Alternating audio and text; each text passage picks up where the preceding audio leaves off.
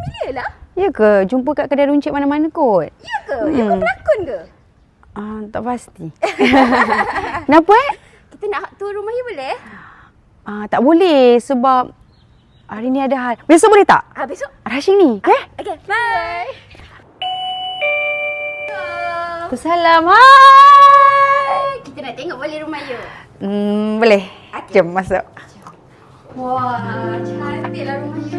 Rumah you ni konsep apa? Terima kasih. Simple je, sederhana. Tapi konsep yang saya pilih modern contemporary. Tapi saya mahu tu benda yang minimalis. Semua benda minimalis.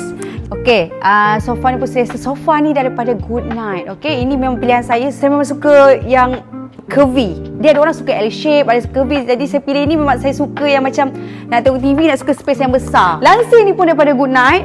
So konsep dia simple tapi tengok tu. Sekarang ni dah terbaring kat sini ada sofa.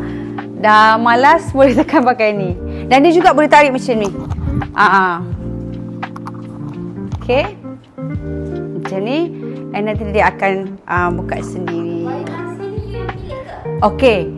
Warna semua ni saya yang pilih sebab saya suka yang macam tone down, macam earth colour.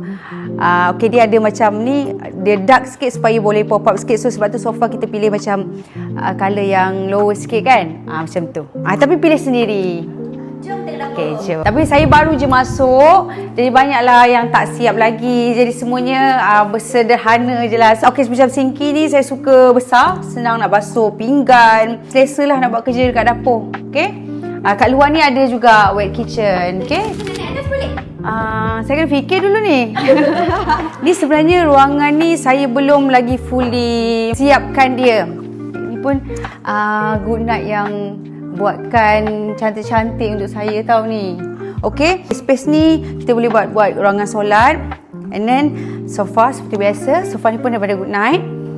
And then okey, tunjukkan bilik Jom. Okey, kemas ke tak? Okey, jom. Bilik pun simple, okey. Rumah ni memang masuk je memang ada satu space yang macam ni kan.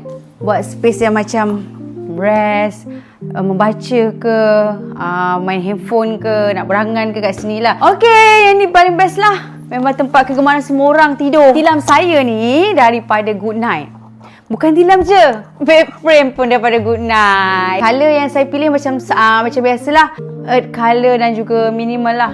Semua simple. Dia boleh balik tu rasa macam tenang. Saya memang pilih tilam ni sebab saya suka Tender Love ni. Dia tak terlalu kalau macam double latex tu dia terlalu soft ke dalam kan. So saya nak macam medium sahaja. Okay, nanti jadi malas bangun. Jom, nak tunjukkan yang curtain yang saya cakap ada curvy cantik tu. Jom. Meh. Tengok ni.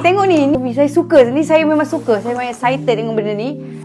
Dia masa dia pasang tu dia punya curvy tu cantik. Lepas tu kerja dia memang, kemasan kerja dia memang memang suka sangat. Okay, jom.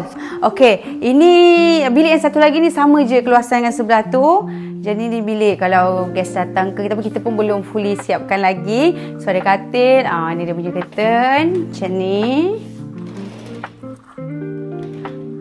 Okey, macam biasa toilet. Dia setiap bilik ada toilet dia. Okey, thank you Nazira buat kita jalan-jalan. Thank you juga sebab datang ke rumah saya yang sederhana ni. Okey, nanti datang lagi.